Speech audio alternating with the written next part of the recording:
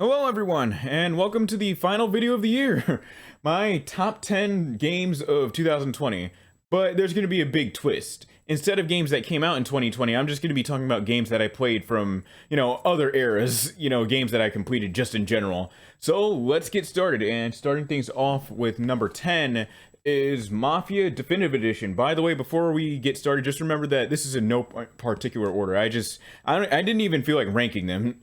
But yeah, starting off is Mafia Definitive Edition. It's a short but sweet game, and it has the difficulty that the original had. Not that I played it, but still, a lot of games back in the 2000s had that, I don't know what to call it, but it just had this weird kind of difficulty to it that you had to have enough finesse to beat it.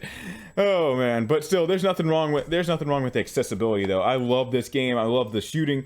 I also love how the shooting in this game, you need to shoot more strategically instead of just going in like you're Rambo.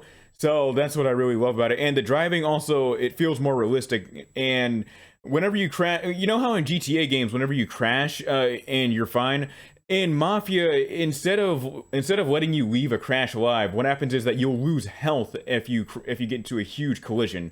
So that's why you need to be mindful of your driving. Also, depending on what settings you use, the police will chase after you if you speed. So, sorry, I can't speak right now. Yeah, I'm doing this in one take only, anyways. But anyways, the police will chase after you if you go over the speed limit. But there's a way to counteract this by turning on the speed limiter, which puts you on the right speed limit for the road. If you're in a residential area, the game is going to put you on like say 20-30 miles per hour, and if you're on a freeway, they're going to put you on 50-60 miles per hour. So all in all, Mafia Definitive Edition, really amazing remake. I love it. Amazing game. Alright, up next is Shin Megami Tensei Devil Survivor Overclocked. Now, I got this game back in the autumn of 2016, and it took me 4 years to beat this game. I finally beat this game back during the summer. Oh man, the ending is so amazing. So for those not in the know, Devil Survivor is a game that combines tactical RPGs with traditional turn-based JRPGs. So, for example, you'll be on the field like it's a tactical RPG, like it's Fire Emblem, and then when you get into combat, you get into normal turn-based RPG, like it's, Final Fantasy or any other, or Dragon Quest. I'm sorry right now. It's late that I'm doing this. That's gonna be my catchphrase on this channel. It's late that I'm filming this, because it's always late, but still. But yeah, it took me a long time to beat Devil Survivor. The story's amazing. I'm not even going to tell you what the story's all about. You guys, I think that Devil Survivor is best experienced without you knowing anything about it. But still, Devil Survivor Overclocked, amazing game, amazing remaster. Sadly enough, I didn't meet the requirements to make it to day 8, which is the additional day, since every Atlas I don't even know what they call it, but every Atlas remaster or enhanced edition always has some kind of extra story or extra character. I don't know why they always do that, but still. Then again, I do appreciate some of the extra stories that Atlas adds whenever they make an enhanced edition of their games. But yeah, Devil Survivor Overclocked, it's been 4 years, but yeah, it's time to retire. So let's move on to the next game.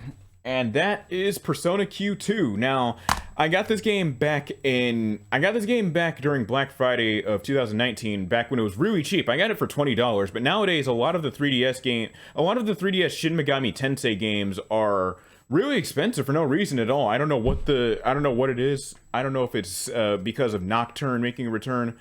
I don't know if it's just the market. I'm not an expert in that field.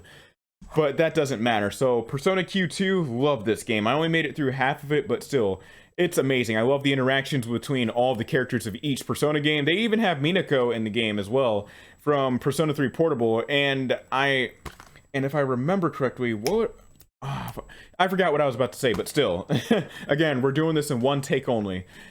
So anyways, what is Persona Q2, or the Persona Q duology in a nutshell?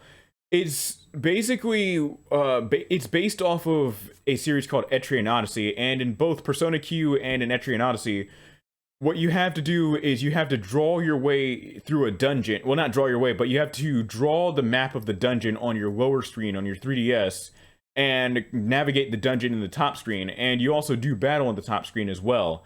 I don't even know what to say about it, but it's really genius. I love it. I remember being blown away by Persona Q back when I played it in 2016. And the new additions and features and the new dialogue they added, really awesome. Up next is Assassin's Creed Origins. I beat this game this summer back, I want to say in August. Really awesome game. When I got this for Black Friday, I got this in Black Friday back in 2018, played it for a few minutes and then dropped it for, I want to say 2 years. And then one day during the summer this year, I'm like, you know what? Let's play Assassin's Creed Origins. I've heard good things about that game. So this is a different take on the Assassin's Creed formula. This was the origin of the current Assassin's Creed formula right now. You know, Assassin's Creed Odyssey and Assassin's Creed Valhalla, which I have not played yet.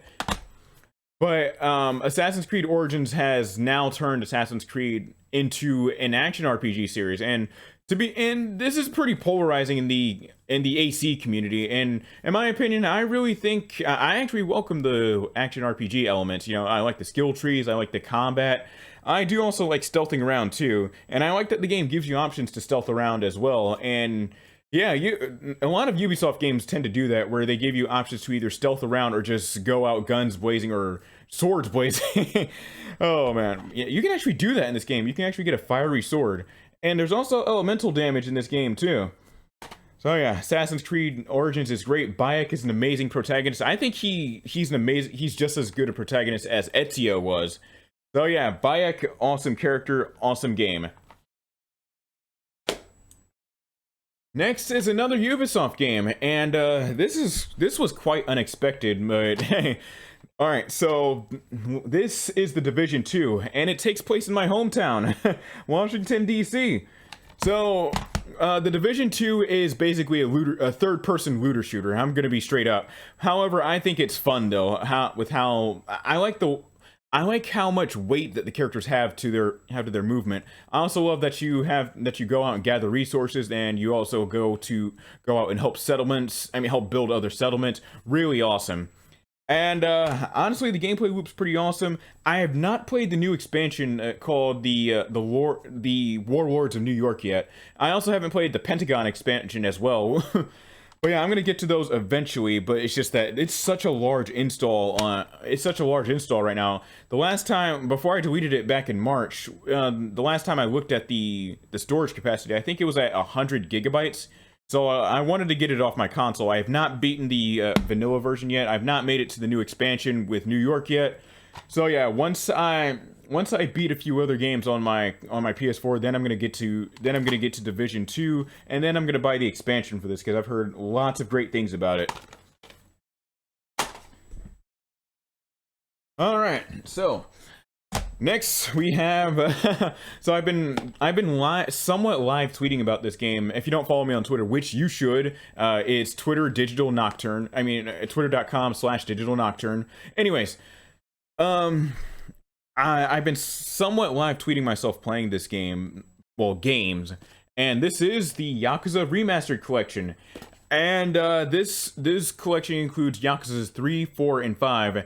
And for those who don't know, Yakuza 3 and 4 are starting to get very hard to find online and in stores. As a matter of fact, I'm lucky I was able to get a copy of Yakuza 4 back when I was a senior in high school. So, what can I tell you about all three games? Oh man. So yeah, I don't want to spoil too much though, because all of them are interconnected with each other. So yeah, it's basically about Kiryu being an awesome dad and just being like one of the most badass people to ever live in Japan. And that's about all I'm going to say about the Yakuza Remastered Collection. I highly recommend you play through all the Yakuza games or watch a playthrough of it. Next game is a game I played a lot when I was at college earlier this year across Virginia, and that is Dragon Quest XI: Echoes of an Elusive Age. That is a mouthful to say, I swear. So Dragon Quest XI it brings the old formula and then mixes up with new. This is my first ever Dragon Quest game. you know, I've seen gameplay of Dragon Quest in passing, but I've also been able to appreciate what Dragon Quest has done for JRPGs, not only in Japan, but over here in the Western world. You know, without Dragon Quest, we wouldn't have our Final Fantasies, we wouldn't have Shin Megami Tensei, we wouldn't have our Personas, we wouldn't have anything like that. So yeah, it mixes up the old and new formula, and I love it. And I also love, oh man, I just love that Akira Toriyama was also on board for the artwork, for the art direction of this game. You know, like the main protag looks like Android 17. Eric, one of the party members, I swear he looks like Trunks and someone else in Dragon Ball that had blue hair, or I think that might have been another anime. But still, it's an amazing RPG. However, I sadly never got to beat this game because the final boss, man, I can't do that. Man, the final boss just destroyed me. I tried all kinds of tactics, Doug. Maybe one day I'll pick this back up and finally defeat the final boss, but still. I also had plans to platinum this game because I looked at the trophies and the platinum's pretty easy to get, well, after you beat the final boss, but still. Alright, we're almost on to our... we're almost on... Alright, we got 3 games left. So, here's the big one. You guys ready? Final Fantasy VII Remake. This is the deluxe edition that I got back when I pre-ordered it sometime late last year. And I also had a lot of trouble getting this game too. I had to wait 10 days to get this because GameStop messed up my pre-order. They were transferring the pre-order from this GameStop that was near my college all the way across the state. And then they messed it up. It's too much. Anyways. So yeah, Final Fantasy VII Remake, excellent remake. I really love how they took I know this point has been beaten to death in many game reviews, but still, I really love how they took the first 6 hours of Final Fantasy VII and then stretched out to a 30-hour game. And fun fact, I actually no-lifed this game. I beat it in 6 or 7 days after I got it. It was crazy. Oh man, I can't wait to see what are the plans Square Enix has for Final Fantasy VII Remake, because I want to see what they do with other locales in the game. I want to see what they do with Cosma Canyon. I want to see what they do with what was the name of that one valley with that monk and who was the mentor of Red 13? I forgot. It's been a while since I played the original. But still, Final Fantasy VII Remake just this is so good, and the combat is so amazing too. You can switch between your party members anytime you want, and you can also go into a little tactics mode that slows down the battle, and it allows you to pick out an ability or an attack or a spell to try out against an enemy, and you can also choose to heal or use items on your allies as well. Really love this game. Oh god, I have high expectations for part 2 of Final Fantasy VII. Alright, and we've got more JRPGs. There's been a lot of RPGs on this list, but hey. Up next is Tales of Vesperia Remastered. So, I got this game late last year and I didn't play it until I moved to my dorm at my college. And this game, oh man, I love it. It's awesome. I know I'm gonna get some flack for this, but for the life of me, have no idea what's going on in the story. But that's okay because I love the characters. You know, oh god, we got Yuri. I can't even. No, Raven is my second favorite character behind Yuri. But still, the combat's fluid, and I really love how this was supposed to be the basis of what other Tales games were supposed to play like. I also have in my collection Tales of Xillia and Tales of Vesperia. I've not played Tales of Zestiria yet, but I've heard some divisive things about it. But still, I'm gonna keep an open mind about Tales of Zestiria. I don't really have much to say about Tales of Vesperia other than it's a good game. The combat's pretty good. The characters are lovable. And yeah, that's about all I have to say about it. Alright, so the last game on this list of my 10 games of 2020 is Trials of Mana, a game that I only got a few days ago, and I'm in love with it.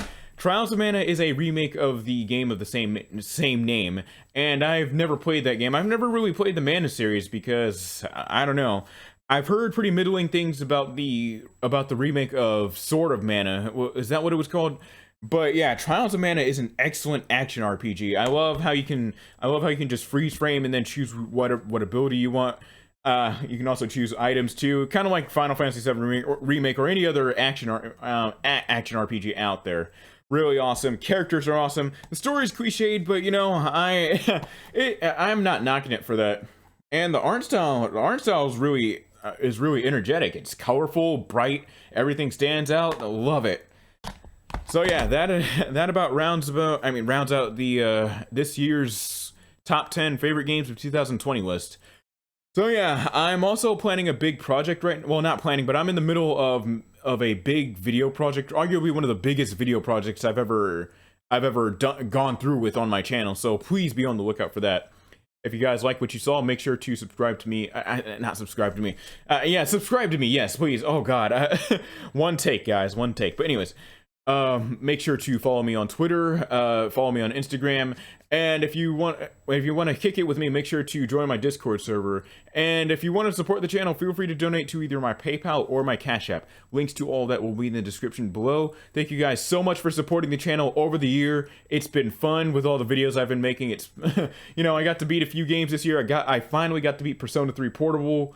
I beat Yakuza 0, and by the way, I will be doing all of the Yakuza games on this channel, including Judgment and what was that other Yakuza game that came out? Oh no, my bad. Anyways, I'm going to be playing all the Yakuza games on this channel is my point. So yes, thank you guys so much for supporting the channel over the year. I've got a lot of stuff planned out next year, so make sure to stay tuned. This is Lunar Nocturne. Happy New Year.